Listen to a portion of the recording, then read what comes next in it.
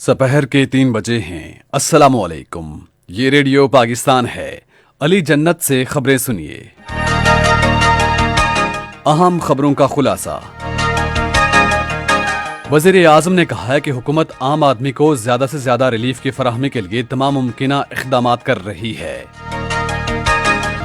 صدر نے ملک کی ترقی کے لیے ایمان، اتحاد اور نظم کے اصولوں پر کاربند رہنے کی ضرورت پر زور دیا ہے۔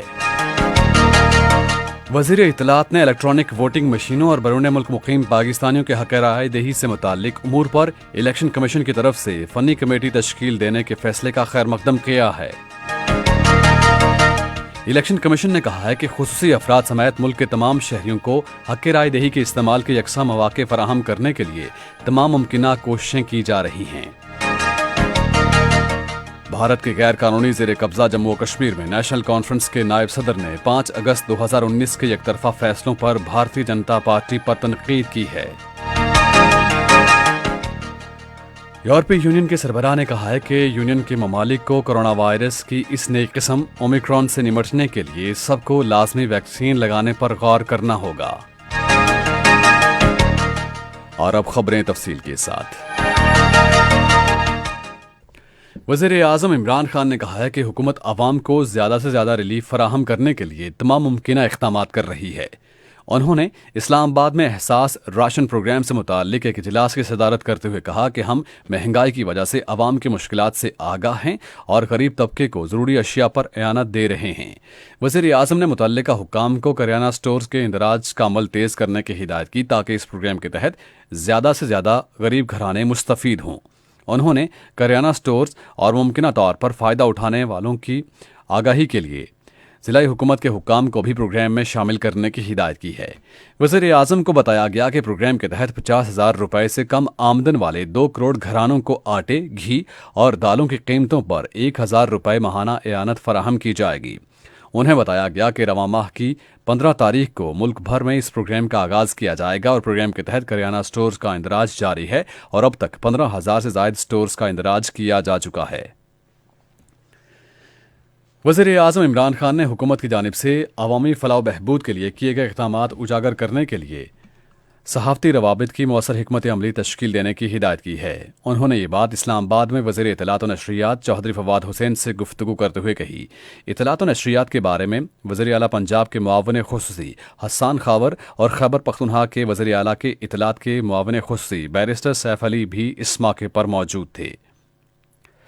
صدر ڈاکٹر عارف علوی نے ملک کی ترقی کے لیے ایمان، اتحاد اور نظم کے اصولوں پر عمل درآمد کی ضرورت پر زور دیا ہے۔ انہوں نے یہ بات آج ایبٹ آباد میں army Burn Hall college for boys میں یوم والدین کی تقریب سے خطاب کرتے ہوئے کہی۔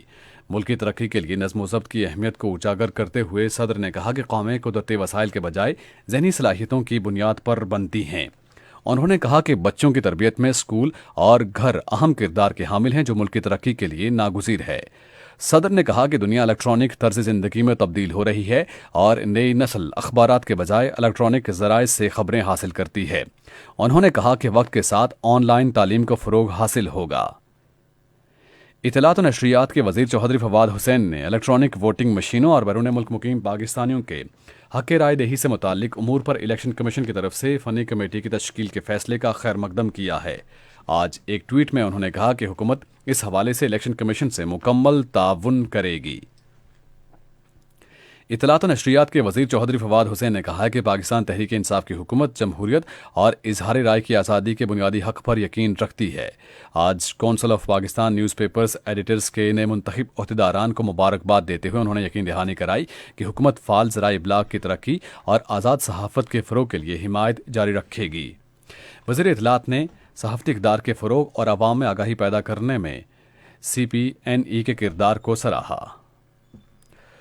خاتون اول بیگم سمینہ علوی نے کہا ہے کہ وزارت صحت چھاتی کے سرطان کی مؤثر انداز میں روک تھام کے حوالے سے ملکی اعداد و شمار اکٹھا کرنے کا عمل جلد مکمل کر لے گی۔ انہوں نے یہ بات آج اسلام آباد میں چھاتی کے سرطان کے حوالے سے ایک آگاہی سیمینار سے خطاب کرتے ہوئے کہی۔ سمینہ علوی نے تمام تعلیمی اور طبی اداروں اور ذرائع ابلاغ پر زور دیا کہ چھاتی کے سرطان سے متعلق زیادہ سے زیادہ آگاہی فراہم کرنے کے لیے حکومت سے تعاون کریں کیونکہ ایشیائی ممالک میں پاکستان میں اس بیماری کے باعث اموات کی شرح سب سے زیادہ ہے۔ خاتون اول نے طبی اداروں کو ہدایت کی ہے کہ نادر خواتین کے لیے مفت طبی معائنے کی سہولت فراہم کی جائے۔ انہوں نے خواتین پر بھی زور دیا ہے کہ اپنا معائنہ خود کریں اور جلد علاج معالجے کے حوالے سے رجوع کریں، کیونکہ جلد تشخیص کے باعث اس بیماری سے مکمل چھٹکارا حاصل کیا جا سکتا ہے۔ اس سے قبل طبی ماہرین نے اس بیماری کے حوالے سے تفصیلی بریفنگ دی اور بہتر علاج اور جلد صحت یابی کے لیے فوری تشخیص پر زور دیا ہے۔ یہ خبریں آپ ریڈیو پاکستان سے سن رہے ہیں۔ الیکشن کمیشن نے کہا ہے کہ خصوصی افراد سمیت ملک کے تمام شہریوں کو حق رائے دہی کے استعمال کے یکساں مواقع فراہم کرنے کے لیے تمام ممکنہ کوششیں کی جا رہی ہیں۔ یہ بات الیکشن کمیشن کے سیکرٹری عمر حمید خان نے خصوصی افراد کے عالمی دن کے حوالے سے آج اسلام آباد میں ایک تقریب سے خطاب کرتے ہوئے کہی۔ انہوں نے کہا کہ انتخابات کے دوران خصوصی افراد کو تمام ممکنہ سہولیات فراہم کی جائیں گی اور ضروری کارروائی مکمل ہونے کے بعد وہ گھر بیٹھے بھی اپنا حق رائے دہی استعمال کر سکیں گے۔ پاک فوج کی اکاڑا کی فارمیشن کی جانب سے خیرپور تا میاں والی رینج پر فائرنگ اور حربی مشق کی گئی۔ بریگیڈیئر جنرل امیر مورگا الشہری کے زیر قیادت سعودی عرب کی مسلح افواج کے وفد نے مشق دیکھی۔ دورہ کرنے والے سعودی وفد نے مشقوں کے پیشہ ورانہ انداز سے انعقاد، بہترین منصوبہ بندی اور مقاصد کو سراہا اور مشقوں میں شریک اہلکاروں کی تربیت کے معیار اور آپریشنل تیاریوں کی تعریف کی ہے۔ اسکردو کا ہوائی اڈہ سیاحت کے فروغ کے لیے آج سے بین الاقوامی پروازیں شروع کر رہا ہے۔ شہری ہوابازی کے ادارے نے ایک ٹویٹ میں کہا کہ ابتدا میں پروازیں ویژول فلائٹ رولز کے تحت چلائی جائیں گی۔ وی ایف آر کے تحت صرف صاف اور سازگار موسم میں ہی پروازیں چلائی جائیں گی۔ بادلوں، شدید بارش اور کم حد نگاہ سمیت دیگر خراب موسمی حالات میں پروازیں چلانے سے گریز کیا جائے گا۔ جمہوریہ وسطی افریقہ میں اقوام متحدہ کے مشن میں خدمات سر انجام دیتے ہوئے جام شہادت نوش کرنے والے پاک فوج کے حوالدار محمد شفیق کو مکمل فوجی اعزاز کے ساتھ سپرد خاک کیا گیا ہے۔ فوج کے شعبہ تعلقات عامہ کے مطابق نماز جنازہ ان کے آبائی قصبے میاں چنو خانیوال میں ادا کی گئی۔ حوالدار محمد شفیق کے پسماندگان میں بیوہ اور 3 بیٹے شامل ہیں۔ عالمی امن و استحکام کے لیے اب تک 162 پاکستانی جوان بین الاقوامی امن مشنز میں اپنی جانوں کا نذرانہ پیش کر چکے ہیں۔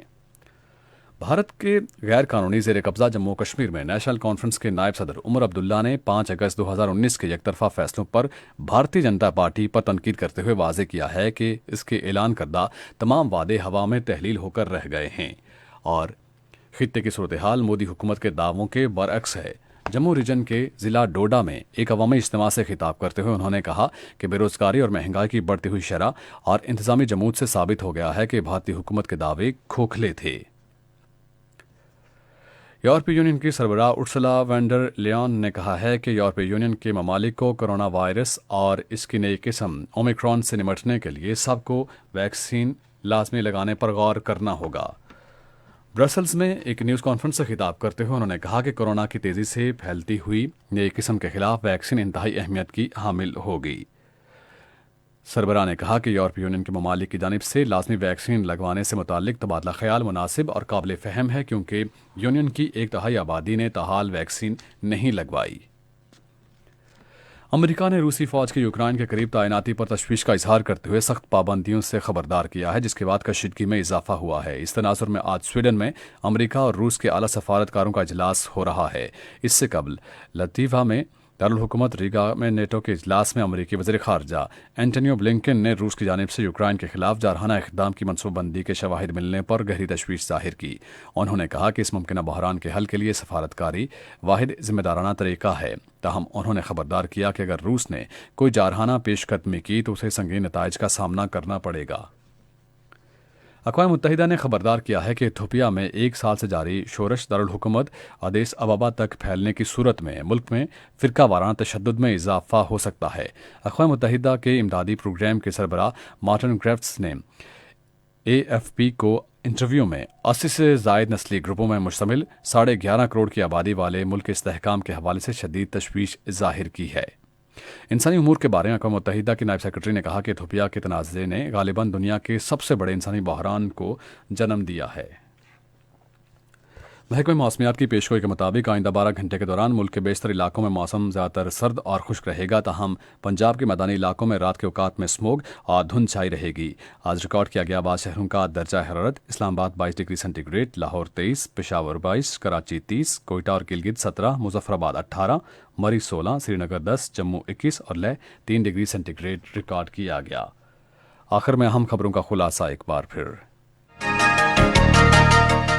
وزیر اعظم نے کہا ہے کہ حکومت عام آدمی کو زیادہ سے زیادہ ریلیف کی فراہمی کے لیے تمام ممکنہ اقدامات کر رہی ہے۔ صدر نے ملک کی ترقی کے لیے ایمان، اتحاد اور نظم کے اصولوں پر کاربند رہنے کی ضرورت پر زور دیا۔